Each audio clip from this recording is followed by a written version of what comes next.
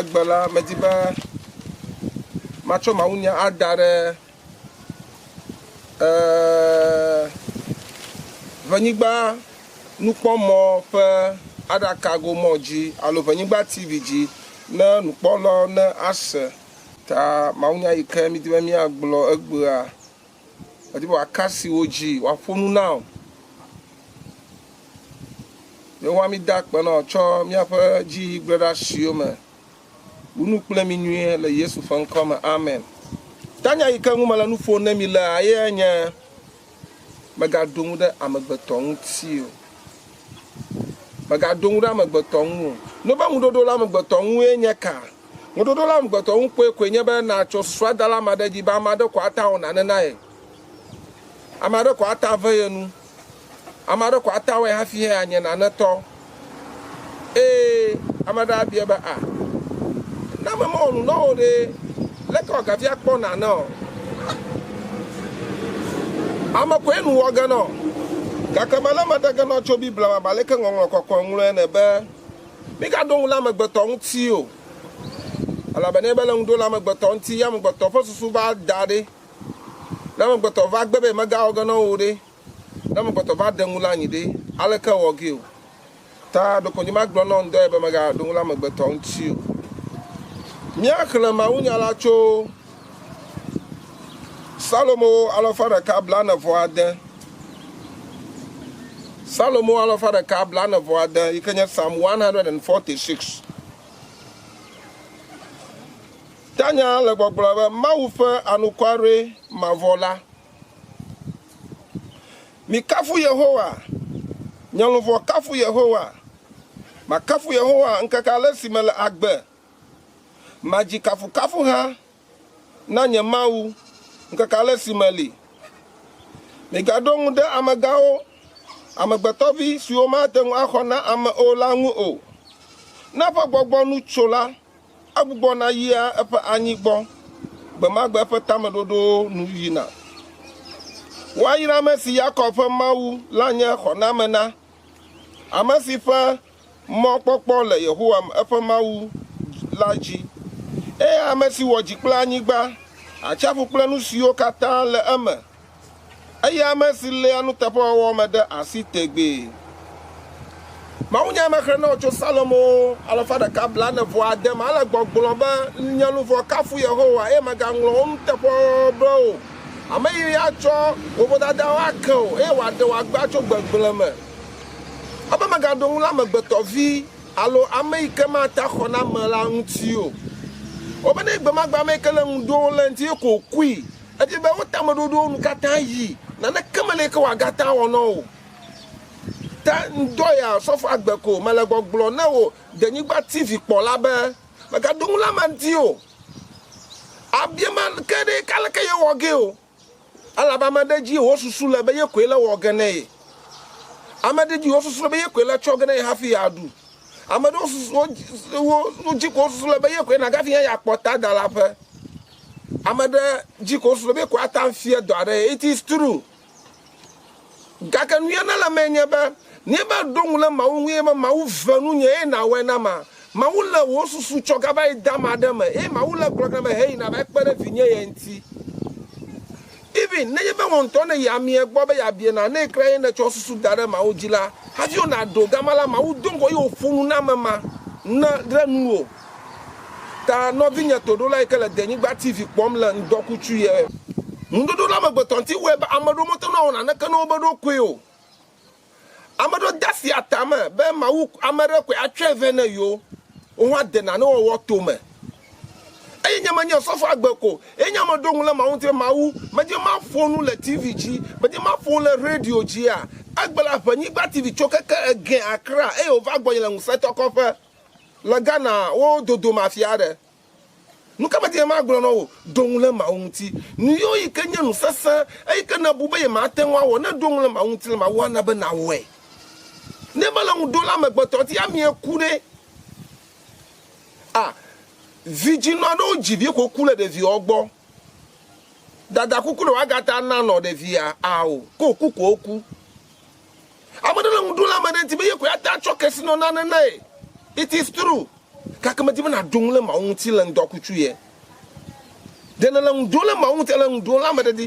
la ndole nto on senti musiama kai na o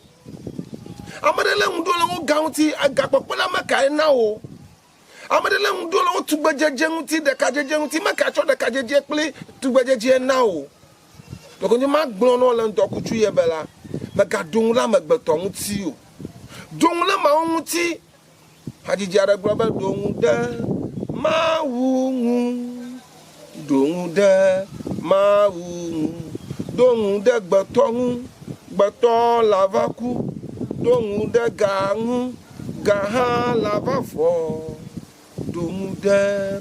mawu ŋu nu ka gblɔ me le ne to denyigba nukpɔmɔ ya va la dzi le ŋdɔkutsu yɔ medime na dong le ma ŋuti dɔsrɔ̃ƒe ya ne le la medime na dong le ma ŋuti le wo dɔsɔsrɔ̃ me dong le ma ŋuti le wo dɔwɔnawo me dong le ma ŋuti le wo sukudanyawo me le keke nuwo le seseme hã dong le ma ŋuti Mègaɖo le nububu aɖeke ŋuti o ame ɖewo le ŋu do le ati kple kpewo ŋuti ame ɖewo le ŋu do le tɔsisiwo ŋuti ame ɖewo le ŋu dom le enu bubu yiwo yi ke Mawu mewɔ ɖeka kpli wo ŋuti ya ame ɖewo ŋu dom le wo ŋutɔ ƒe lãmesese ŋuti magblɔ na wo be ɖe dong le Yehowa ŋu put your trust in God nume ya America kpɔe yewo gblɔ be in God we trust Mawu dzie mieka ɖo makadzi na ka ɖo ka ɖe ɖokuiwo dzia abe amegbetɔ na ne mlɔ anyi ɖe ne nyaga me dɔlɔa ne afɔ ɖe ne nyaga me ne fɔa kafla nyame ɖe mi ma le ŋdɔ me mlɔm lo gbagbla dza kple xɔ me nyati wo le xɔ me tsatsame eke no xɔ ŋti ma no kɔtuna me kpɔ zame fifi ne viwo ɖe wo le mia kpɔ me kakema wo fa me ŋu dzɔdzɔ ye wo be nu gbagbe mo katã ame ɖewo ƒe aba atre dzɔ le me kakebe nyema se ba me ɖe ba atre dzɔ aɖeke ge ɖe tome ne ye kpɔ ge ɖe ŋɔti me ne ye kpɔ ɖo ko aɖu o na vli mawu ƒe ame ŋu dzɔdzɔ aɖewoe nye ma eyi ne le zɔzɔ le ʋu mɔ dzi le yi me mawu le kplɔ ma demedema kafu mawu dziƒovi ŋutɔ nɔ be dong le ŋti ene be dong le mawu ŋti la mana be ŋu nakpe o ame geɖewo tsɔ ɖokuiwo da ɖe nu bubuwo dzi eyi ke me le me vam ne wo ta la wotsi dzi le wobe ɖokuiwo me eye wowɔe le gbegbe be woba xɔnametɔ aɖeke meli na yo awo mawu ƒe kpe medanɛ kaba o ne be wòtsɔe ŋde ma ata de le ototo me ne dze ŋu ata de le etrɔ me ne dze ŋu ata de le zatsiƒe eye ne dze ŋu ata ke gake ne gbegbe ke mawu da kpe ma la